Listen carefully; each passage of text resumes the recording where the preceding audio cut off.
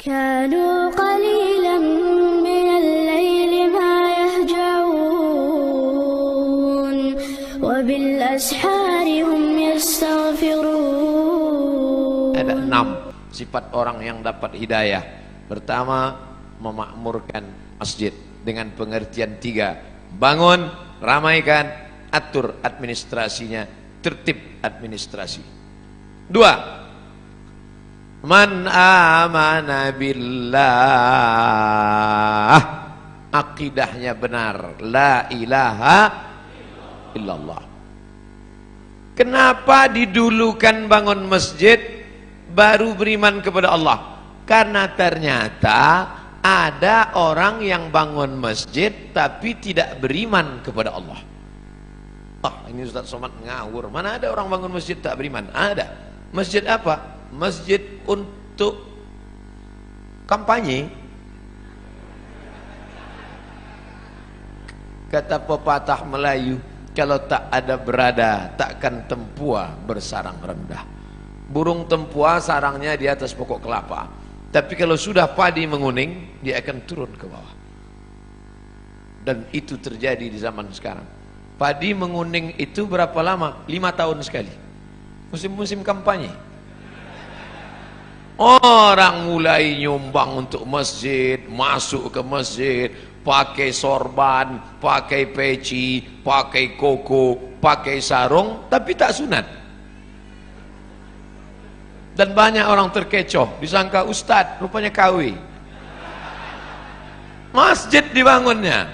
Ustadz tahu dari mana? Masuk SMA, SMS, WhatsApp, datang nanya, Ustadz, apa hukumnya si fulan bangun masjid, nyumbang untuk masjid?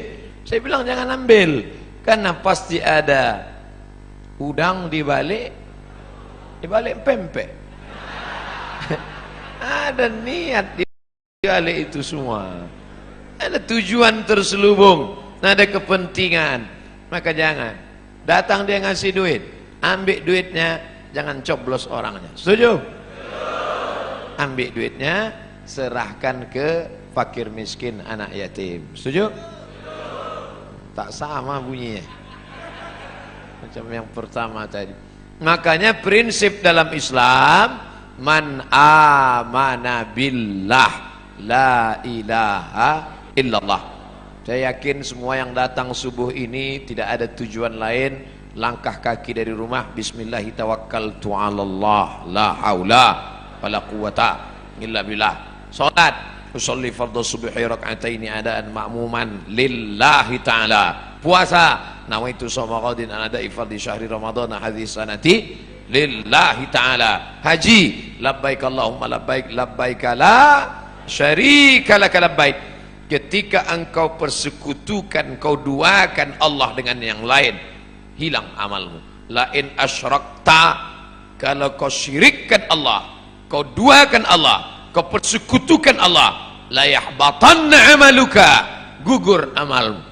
Maka ciri orang yang mendapat hidayah yang kedua, man amana billah, jangan rusak tauhid, akidah kepada Allah. Ini kadang anak-anak lajang ini gara-gara lama dapat jodoh, rusak tauhidnya. Iyyaka na'budu wa duku nasta'in. Nyembahnya tetap sama Allah, mintanya ke dukun. Kata dukun, kalau kau mau cepat dapat jodoh, ambil 7 bunga. Bunga melati, bunga mawar, bunga ros, bunga kantil, bunga tai ayam. Nanti di blender. Nah, udah di blender, kau minumlah. Setelah minum nanti bangkit aura merah. Begitu diminum, merah muka. Rupanya radiasi.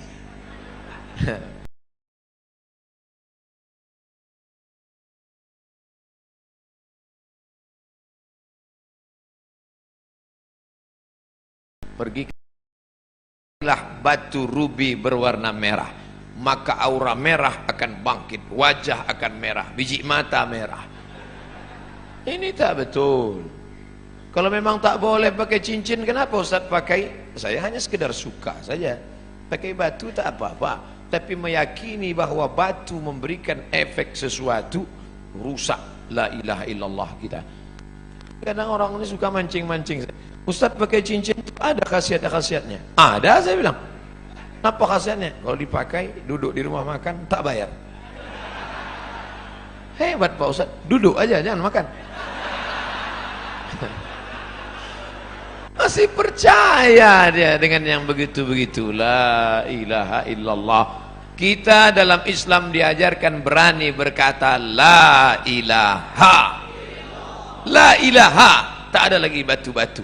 La ilaha, tak ada lagi dukun-dukun. La ilaha, tak ada lagi gelang-gelang. La ilaha, tidak ada lagi sembahan-sembahan. La ilaha illallah.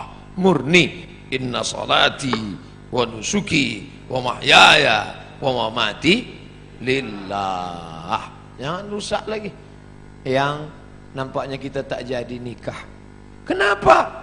Persiapan pernikahan sudah siap, ternyata menurut ramalan kita tak cocok. Aku Taurus, engkau Pisces. Taurus ini kambing, Pisces ini ikan. Ikan tak cocok sama kambing. Tak jadi nikah hanya gara-gara ramalan. La ilaha illallah Muhammadur Rasulullah. Maka jangan lagi kadzdzabal munajjimun walau sadaqu. Bohong, dusta orang yang percaya kepada ramalan zodiak bintang-bintang, kalaupun betul kebetulan. Bila Anda telinganya agak ke depan, tak cocok kerja di sungai. Bila tai lalatnya di bawah dagu, cocoknya di darat. Ini bohong semua. Islam tidak pernah berkata demikian. Fa idza azamta, kalau kau sudah tekad, fatawakkal 'alallah. Bertawakkallah kepada Allah. Jangan rusak akidah tauhidmu. Percaya kepada burung-burung. La tiarata, tak boleh. Dulu orang kafir musyrik, kalau dia mau bisnis, dilemparnya burung di atas pohon kayu. Lempar. Kalau burung itu terbang ke arah negeri Syam, berarti sial. Syukmu, Syam, sial. Kalau pergi ke arah Yaman, Yamin, beruntung, lempar. Ke arah Yaman, ayo lanjutkan. Kalau ke arah Syam, berarti sial. Kalau mau bisnis, diambil anak panah 3 biji. Anak panah disimpan dalam Ka'bah, digoncang. Pergi atau tak pergi? Ambil anak panah. Pergi, ya pergi. Tidak pergi, jangan pergi. Kosong, Anda belum beruntung, goncang sekali lagi. Ini dibatalkan dalam Islam.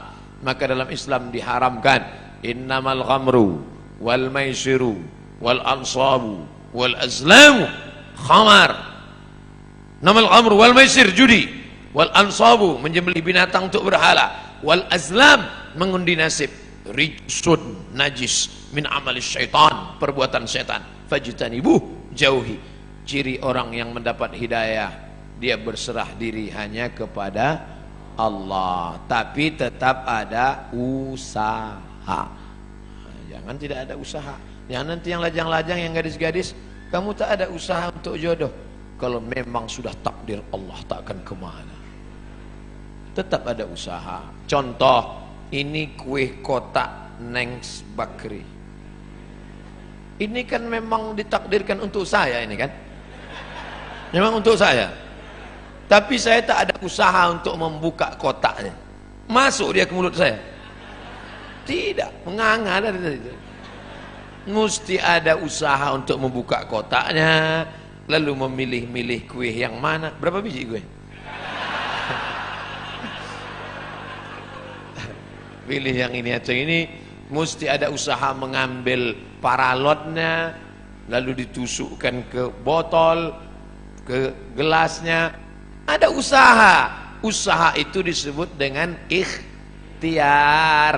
Itulah ahlus sunnah wal jamaah. Kalau tidak ada usaha, hanya pasrah saja, itu namanya Jabariyah. Orang Jabariyah kata dia tak ada usaha, takdir saja. Bang, abang tak kerja.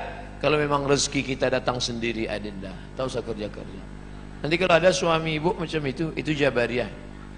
Kalau gitu ibu tak usah masak. Nanti jam-jam 9 dia lapar, nanya, mana makanan kita? Kalau sudah takdir Allah, datang sendiri dia, bang. Orang gitu mesti gitu membalasnya. Orang Jabariyah ini tak ada usaha sama sekali. Diam aja.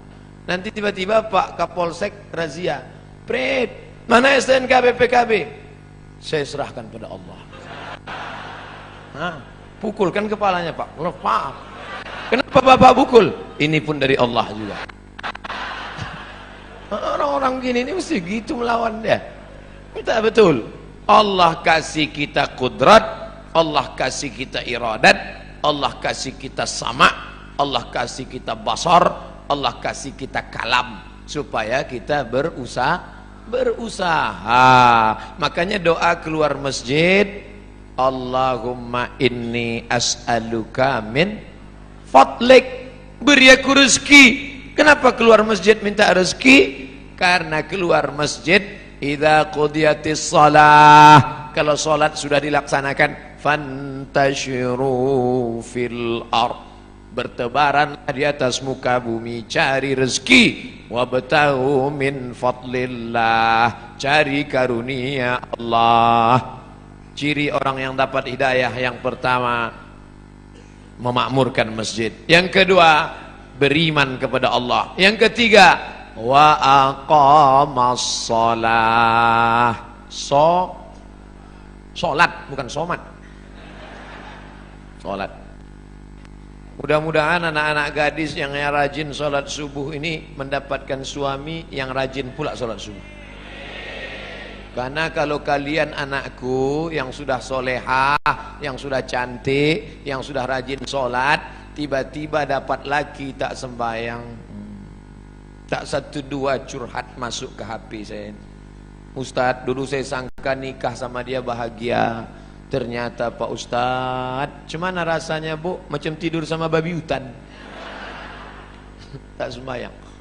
Walaupun hidup 1000 tahun, kalau tak sembahyang apa gunanya? Walaupun hidup 1000 tahun, kalau tak sembahyang apa gunanya? Nanti kalau Bapak Ibu kebetulan pergi umrah, ada mihrab dalam taman Raudhah Masjid Nabawi, tempat sholat Nabi. Ini Raudhah, ini mihrab namanya. Di sebelah kiri ada tertulis as-salatu imaduddin, salat tiang agama. Kenapa atap masjid kita kokoh? Karena ada tiang. Kalau tak ada tiang, hancur. Puasa melayang, zakat terbang, haji hilang karena tak ada tiang. Tiang dari segala amal adalah salat. Dan salat waktunya tak boleh digeser. As-salatu ala waktiha. Apa kata panitia tadi malam? Ustadz Somad, jam 4 kami tunggu di pintu. Maka jam 4 kurang 5 saya sudah siap di ruang tamu. Tak boleh. Saya tahu ini orang-orang Pertamina ini disiplin. Kalau sampai meleset sedikit ditinggalkan ya kita. Maka saya tunggu tepat. Tapi saya tak bertanya, karena dia Pekanbaru sholat subuh jam 5. Ini kok cepat betul, saya tak tanya. Saya jarang saya nanya-nanya, masa LCMA nanya? Yalah Pak, pokoknya siap-siap. Sedangkan janji sama Allah tak boleh digeser, apalagi sama manusia tak kita geser, apalagi sama Allah. Ini sekarang banyak yang geser janji sama Allah. Palembang sholat subuh jam 4 lewat sikit, dibuatnya sholat subuh jam 8. Bangun jam 8, tutup pintu, rapatkan gorden, matikan lampu. Sholli fardhus subhi. Allah. Datang maknya buka pintu nengok. Alhamdulillah, anakku sejak ikut ngaji sama Habib Mahdi ini, salat duhanya pun pakai kunut. Allahumma hdina fi man hadait. Hebat. Ustadz Somad boleh nanya Ustadz? Boleh. Ustadz kan biasanya jawab pertanyaan pakai 4 mazhab. Menurut Hanafi, menurut Maliki, menurut Syafi'i, menurut Ambali. Kira-kira sholat duha pakai kunut itu mazhab apa ya Pak Ustadz? Mazhab kesiangan. Janganlah sholat itu digeser waktunya. Sudah tepat. Inna salata kanat 'alal mu'minina kitaban mauquta. Sudah waktunya tepat, jangan digeser-geser. Pokoknya datang sholat berjamaah. Allahu Akbar, Allahu Akbar. On time, datang. Sab'atun yuzilluhumullah. Ada 7 golongan yang akan mendapatkan naungan Allah. Yauma la zilla illa zilluh. Hari itu tak ada atap, hari itu tak ada terpal, hari itu tak ada tenda, hari itu tak ada naungan. Tapi dia mendapatkan naungan di padang mahsyar. Siapa dia? Rajulun qalbuhu mu'allaqun fil masajid. Anak-anak muda yang hatinya tergantung di masjid. Mudah-mudahan anak-anak muda di Pertamina inilah insyaallah. Kenapa Ustaz sebut anak muda? Kenapa tidak orang tua? Kalau orang tua ke masjid memang udah wajar. Kapan lagi? Udah diintai-intai malaikat maut. Tapi anak muda yang mestinya subuh ini molor tidur, tapi datang berjamaah. Padahal tadi malam sudah tabligh akbar. Subuh tetap on time datang. Inilah anak muda yang dikatakan Allah dalam Al-Quran. Innahum fityatun amanu bi rabbihim wazidnahum huda. Mereka sekelompok anak muda yang beriman kepada Allah, ditambah Allah hidayah mereka. Mereka adalah ashabul kahfi. Oh, kalau gitu kami komunitas anak muda ini buat kelompok lah Pak Ustaz. Ya, apa nama kelompoknya? Kelompok komunitas anak muda ashabul kahfi. Apa programnya? Tidur aja. Mereka ditidurkan Allah karena dikejar oleh raja yang zalim, sampai akhirnya mereka tiba-tiba terbangun. Wal yatalattaf wala yush'iranna bikum ahada. Hai anak muda yang bangun, tolong kau pergi ke pasar beli makanan, tapi jangan gerasak gerusuk, tenang-tenang supaya orang tak tahu. Diam-diam mereka beli makanan, penjual makanan mengambil duit, begitu orang ditengok, rupanya duit itu sudah expired, tak laku. Kenapa? Salah sami'ati wasdadu tis'a. Mereka tertidur di dalam gua 309 tahun. Bayangkan ada anak muda datang ke Palembang mau beli makanan, beli tekwan. Tiba-tiba ditengok duitnya tahun 1700. Zaman Syekh Abdus Somad Al-Falembani. Mentang-mentang nama sama itu yang disebut. Bayangkan apa yang terjadi saat itu. Ini ada anak muda. Rupanya zaman itu sudah berganti seorang raja yang soleh. Raja yang soleh mengunjungi mereka ke dalam gua. Ditengok anak-anak muda terkapar, tertidur. Tak lama setelah itu mereka pun meninggal dunia. Allah hanya ingin menceritakan. Tapi ada pula di situ seekor anjing. Ini sungguh berita tidak penting. Untuk apa Allah cerita ada anjing bersama anak-anak muda itu? Ternyata Allah mau ceritakan, walaupun seekor anjing kalau berkhidmah untuk orang soleh, tetap juga disebutkan Allah dalam Al-Quran. Anjing najis kotor, tapi berkhidmah untuk ashabul kahfi, diceritakan Allah dalam Al-Quran. Tapi jangan gara-gara ini habis pengajian ini sebuah membeli anjing. Cerita itu tentang Bani Israel dan cerita tentang memelihara anjing sudah mansuh, tidak ada dalam syariat Nabi Muhammad sallallahu alaihi wasallam. Artinya bapak ibu yang di rumahnya ada anjing, lepaskanlah yang lagi melihara anjing. Siapa yang memelihara anjing, amalnya satu hari dikurangi sebesar Bukit Uhud. Bukit Uhud itu panjangnya 7 km. Amal dia sehari sebesar bisul. Jadi tiap hari amalnya min. Siapa yang di rumahnya ada anjing, malaikat tidak masuk. Yang tak masuk itu malaikat rahmat, malaikat maut tetap. Kalau malaikat maut tak masuk, udah lama saya pelihara anjing herder 3. Bapak ibu yang dimuliakan Allah, artinya apa? Istiqomah solat berjamaah. Wahai anak-anak muda, kalian buatkan komunitas anak muda pencinta masjid. Alhamdulillah sekarang sedang tren komunitas. Saya di beberapa tempat ketemu komunitas anak-anak muda. Apa komunitas kalian? Jombloan sejati. Tulisan logonya Say No to Bonceng. Mantap. Kalian apa komunitasnya? Ini Pak Ustadz, saya dikasih mereka di Yogyakarta, dipasangkan mereka pemasangan jaket kepada Ustadz Abdul Somad, tulis di belakang, born to ride, ride to Jannah, lahir untuk mengendara menuju surga, anak-anak geng motor. Mantap, dipasangkan ke saya pun langsung ke airport. Habis subuh pasang langsung ke airport. Semua orang di airport nengok saya. Rupanya jaket itu dipasang naik motor, saya naik pesawat. Tak cocok. Artinya apa? Komunitas anak muda ini tetap dijaga dan mereka tetap sholat berjamaah di masjid. Habis waktu. Cepat betul. Saudara yang dimuliakan Allah Subhanahu wa taala, memakmurkan masjid sudah, beriman hanya kepada Allah sudah, menegakkan salat sudah. Masuk yang keempat, wa ataz zakah, berzakat. Orang yang sudah salat tapi tak berzakat, maka tak ada gunanya karena dia makan haram. Di dalam duit kita itu ada zakat.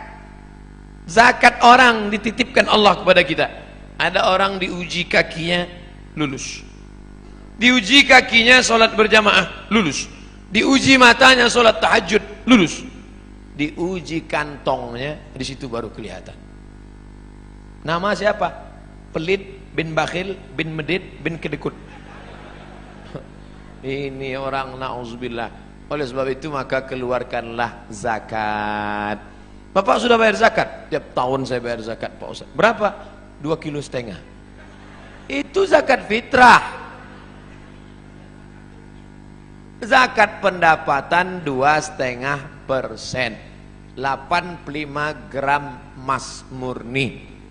Berapa itu sekarang Pak Ustaz? 85 gram kali 500.000 1 gram, 42.500.000. Siapa yang mempunyai pendapatan 42.500.000 sudah kena zakat 2,5%. Kalau profesi kami sebagai pegawai Pertamina ini gimana Pak Ustadz?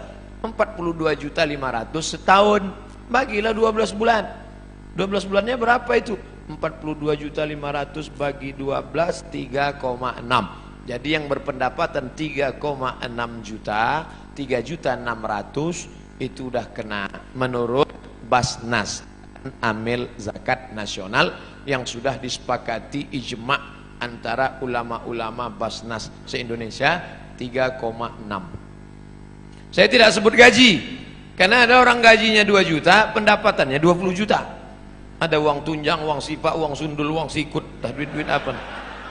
Jadi di total semua, total. Pak Ustadz, saya satu bulan dapat 5 juta. Mudah cara ngitungnya, 1.025.000, 5 juta berarti 125.000. Saya 10 juta Pak Ustadz, 250.000. Saya sebulan dapat saya 100 juta Pak Ustadz, 2,5 juta. Mudah-mudahan Bapak Ibu punya duit 100 juta. Dari bunyi aminnya banyak yang tak yakin Pak. Masalah duit ini kita tak bisa ngelihat orang, tak bisa dinilai duit dari wajah orang. Ada hitam, jelek, pesek, pendek. Tapi buka dompet 100 juta. Ada ganteng putih, tengok dompet 2.000 perak. Mudah-mudahan semuanya dapat 100 juta. 100 juta zakatnya berarti 2,5 juta. Memang kalau udah cerita zakat ini banyak lupa. Tak ingat saya Bos. 2,5 juta. Saya tak tahu entah siapa yang punya 100 juta, entah siapa yang tidak, saya tak tahu. Dan Bapak petugas Basma, Badan Amil Zakat Pertamina, itu tidak tahu siapa yang punya duit. Tapi ada dia yang tahu, la ta'khuzuhu sinatun. Dia tak mengantuk, tak tidak tidur. Tak mau berzakat, simpan. Tak ada angin, tak ada hujan, tiba-tiba lutut sakit. Dibawa ke tempat kusuk, makin sakit. Dicucuk pakai jarum-jarum itu akupunktur, sakit. Tak mempan jarum, cucuk paku payung, makin sakit. Akhirnya dibawalah ke Singapura. Sampai di Singapura datanglah dokter Cina membawa martil kecil aja, dipukulnya lutut. Ayah lapuklah lama pakai. Rupanya tempurung kelapa yang di lutut nih lapu. Jadi gimana dok? Tenang, kita sudah import lutut dari Tiongkok. Berapa harganya? Sebelah kanan 40, sebelah kiri 40, ongkos pasang 20, pas 100. Itu namanya duit hantu dimakan setan. Silakanlah. Yang tak mau bayar zakat tak apa-apa, silakan. Tapi awas. Gimana? Udah ada terasa? Nah, kalau udah ada bayar. Nanti habis nih jumpai Badan Amil Zakat Pertamina, serahkan, bayarkan. Ustadz, bagusnya saya bayar, saya dapat sebulan 4 juta Pak Ustadz. 25.000 berarti 100. Apakah bagus saya bayar tiap bulan 100 atau saya tunggu setahun 1.200.000 tiap bulan? Tiap bulan serahkan. Kan sama aja. Sebulan 100, setahun 1.200.000, kan sama. Duitnya sama, setannya tak sama. Kalau 100.000 ringan, kalau sudah terkumpul 1.200.000, allazi waswisu fi sudurin nas, yang berbisik itu siapa? Minal jin. Nah, kalau jin yang berbisik, senang, kita baca ayat kursi selesai. Ini yang berbisik ini nas, sekantor sama kita, sama-sama orang Pertamina juga. Mau kemana bro? Mau bayar zakat ke Basma. Berapa? 1.200.000. HP baru 1.100.000. Kita bacakan ayat kursi, hafal pula dia dari kita lagi. Nanti kalau ada kawan begini, bacakan juga ayat kursi. Ngembuskan dia, Allah qayyum la ta'udhu sunatu wa la nawm. Oleh sebab itu bayar zakat. Yang paling tinggi zakat. Di bawah zakat infak. Di bawah infak sedekah. Apa beda infak sama sedekah Ustaz? Infak materi. Wa anfiqu min thayyibati ma kasabtum. Berikanlah hasil usahamu. Infak itu materi. Kalau sedekah non materi. Makanya dalam hadis dikatakan tabassumika fi wajhi akhika sedekah. Senyummu ke wajah saudaramu sedekah. Allah Maha Adil. Kalian yang bisa ngasih sedekah duit, sedekah. Kalian yang bisa ngasih infak duit, infak. Infak kipas angin, infak AC, infak lampu. Tapi yang tak bisa ngasih infak, sedekah. Artinya apa? Kau yang berduit kasihlah duit. Yang tak bisa ngasih duit senyum aja. Misal jumpa orang, udahlah duit tidak, senyum tidak. Asal jumpa muka macam jeruk purut dipijak gajah. Oleh sebab itu bagi. Makanya yang paling tepat untuk kotak masjid itu adalah kotak infak. Jangan buat kotak sedekah, kotak infak biar dia ngasih duit. Kalau kotak sedekah, itulah senyum aja deh.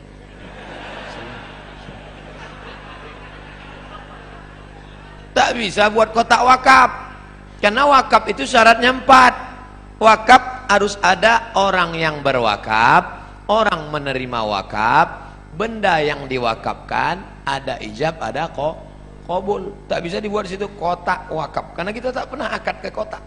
Mana pernah kita? Hai kotak, aku kasih duit ini. Kata kotak itu, aku terima, aku terima, aku terima. Oleh sebab itu yang paling tinggi zakat. Di bawah zakat, infak. Di bawah infak, sedekah. Lalu kemudian yang lebih khusus lagi namanya wakaf. Bapak Ibu yang ada tanah, wakafkanlah. Ini tanah 1 hektar saya wakafkan untuk SMP Islam di kota Palembang. Kami tak tahu ngurusnya Pak Ustadz. Datangi Mas Puroh, Ustadz Habib Mahdi, datangi Habib Qasim, hubungi Ustadz Solhas, hubungi Ustadz Taufik, hubungi Ustadz King, minta kepada mereka tolong kelola tanah kami. Ini tanah sejauh mata mandang. Untuk apa? Tanah mati kita, habis anak berkelahi gara-gara tanah. Tanah yang 1 hektar kita wakafkan untuk sekolah, itulah yang akan mengalir untuk kita mati. Bapak-bapak, tanah bapak banyak. Begitu bapak meninggal, dijual ibu itu. Habis itu nikah dia sama brownies. Dibuatlah rumah cantik besar. Brownies tuh yang tinggal di rumah itu nanti. Dibeli mobil cantik, dia pakai mobil itu. Tak percaya, cobalah. Ustadz ini tak enak, giliran mati kami dibilangnya mati. Oke, kalau gitu kita balik, ibu itu mati. Ibu yang banyak duit. Oh, soalnya ini beli gelang, dapat duit beli rantai, dapat duit beli cincin.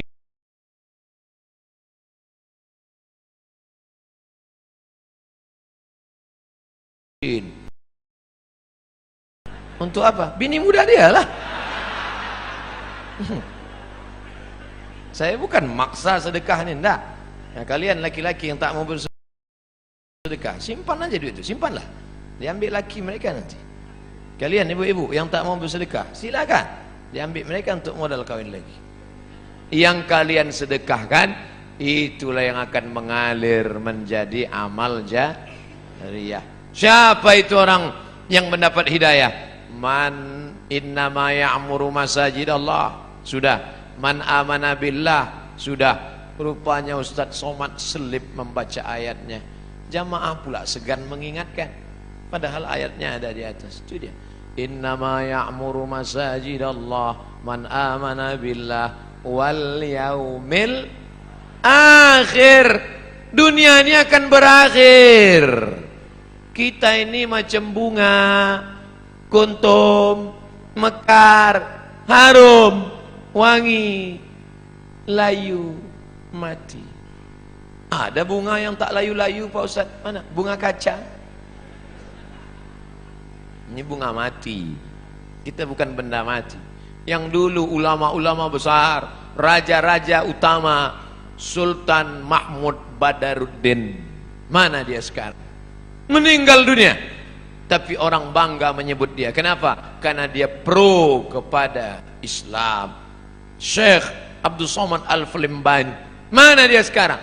Meninggal. Tapi orang bangga menyebut namanya. Sampai sekarang di Riau, di Kabupaten Pelalawan, bukunya masih tetap dibaca. Nama kitabnya Sayrus Salikin. Sair, perjalanan. Salikin, orang yang berjalan menuju Allah Subhanahu wa ta'ala. Bapak Ibu pergi ke Masjid Raya Kabupaten Pelalawan, Provinsi Riau, masih dikaji kitab Sayrus Salikin. Dulu Ustadz Muhammad Sani namanya, Ketua Majelis Ulama yang membacakan kitab itu. Kitab ulama Palembang masih dibaca di Riau sampai hari ini. Sayrus Salikin, Syekh Abdul Somad Al-Falimbani. Tapi dia bukan cuma pandai baca kitab. Syekh Abdul Somad Al-Falimbani cuma baca kitab di masjid. Enggak. Dia dengar ada kerajaan di Malaysia, namanya Kerajaan Kedah, berperang dengan Siam. Siam itu Thailand. Thailand berperang dengan Kedah. Ditinggalkannya Palembang, pergi dia ke sana berjihad fi sabilillah. Ternyata ulama-ulama dulu adalah ulama yang siap perang, siap membela Islam, melawan orang yang menghancurkan Kedah, kerajaan Melayu Islam. Terbang dia ke sana. Ulama besar dari Makassar, Syekh Yusuf Al-Makassari, Tajul Khalwati, melawan Belanda, dicampakkan Belanda ke Cape Town, Afrika Selatan. Jadi jangan bayangkan ulama dulu duduk di masjid mengajarkan tentang sabar. Kita dijajah Belanda, sabar. Jajah Jepang, sabar. Kita diinjak-injak orang kafir,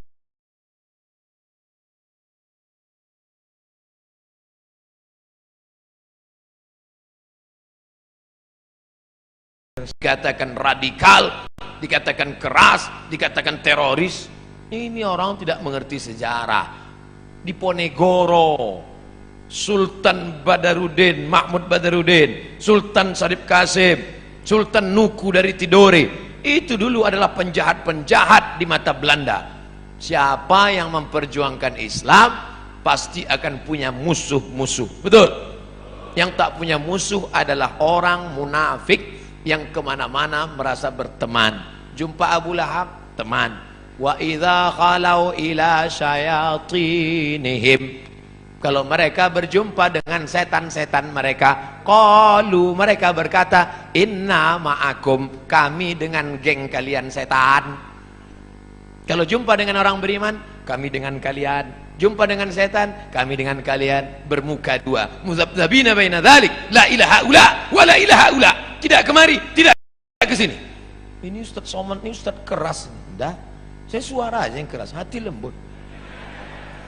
Saudara yang dimuliakan Allah Subhanahu wa taala, siapa itu orang yang dapat hidayah?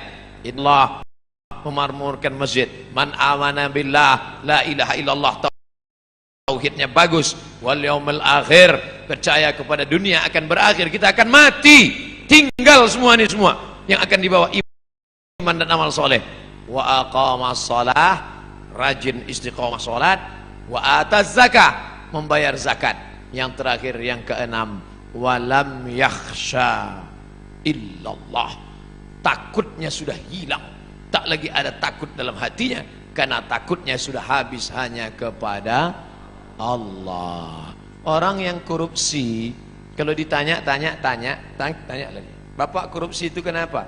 Takut nanti pensiun tak punya rumah, tak punya mobil, tak punya kebun sawit, tak punya kebun karet, tak punya kos-kosan, takut anak tak bisa kuliah, takut dunia membuatkan orang menghalalkan yang diharamkan Allah.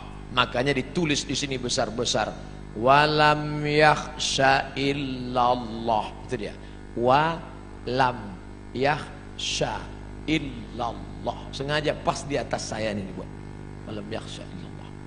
Oh, jadi itu tulisannya Pak Ustaz. Itulah tulisannya. Kami sangka semen-semen aja nih Pak Ustaz.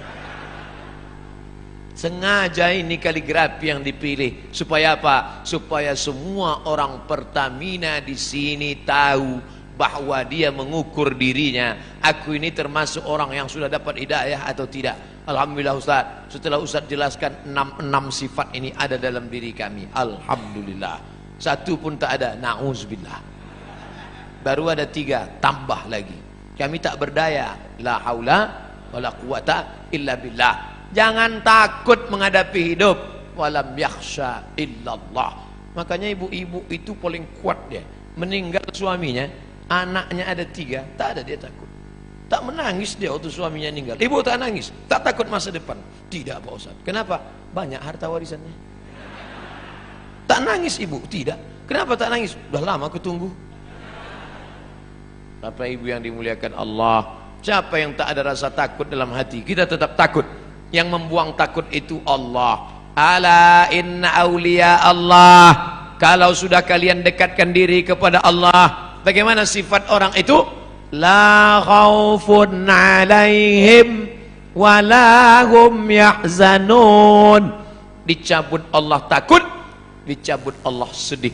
Itulah yang merusak hati orang modern. Takut, sedih, penyakit stres, depresi, jantung koroner, diabetes meletus, asam urat naik gara-gara terlampau takut, sedih. Apa beda takut sama sedih?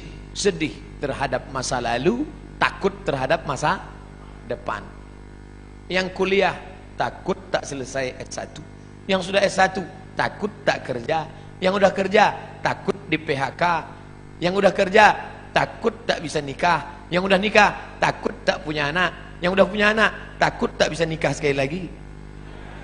Istri pertamanya meninggal, ibu mau marah. Takut terhadap masa depan. Maka menghilangkan takut itu dengan apa? Falyabudu rabb hadzal bait. Banyak-banyak engkau beribadah di rumah Allah ini. Kalau engkau banyak beribadah, Allah janjikan 2. Apa dia? At'amahum min ju'. Kalau kau lapar dikasihnya makan. Wa amanahum min khauf. Kalau kau takut dikasihnya aman. Ibu-ibu yang merasa takut banyak-banyak beribadah. Kalau kau lapar dikasihnya makan. Saya enggak percaya Pak Ustaz. Saya lapar udah beribadah, kenapa tak ada? Tengok, langsung dapat kue kotak. Dan kabar gembira, setelah ini akan ada sarapan bersama di rumah masing-masing. Panitia udah cemas sudah tadi. Ini gawat Ustaz. Kaji kita kan tentang takut. Jangan takut. Insya Allah saya tak salah cakap. Jadi kalau ada terasa takut adik-adik, nanti KKN tiba-tiba ditempatkan di suatu desa, disuruh ngasih kata sambutan, takut menggeletar. Assalamualaikum. Apa kalian takut? Yang kuhadapi ini manusia, aku manusia. Pak Kades, Pak Kapolsek, Pak Dandim, Pak Dan Ramil, Pak Kapolda, Pak Kapolri, ini semua manusia. Sampaikan, manusia yang kuhadapi, sama-sama manusia. Bismillahirrahmanirrahim. La haula, hilangkan takut. Tapi dalam hati aja, jangan pula dicakapkan ke depan mereka. Hai kades-kades, kalian manusia semua. Aku mau, jangan lagi itu. Cukup dalam hati kita saja. Jangan angkuh, jangan sombong. Takut, ngeri, cemas, di mana letaknya? Di jantung.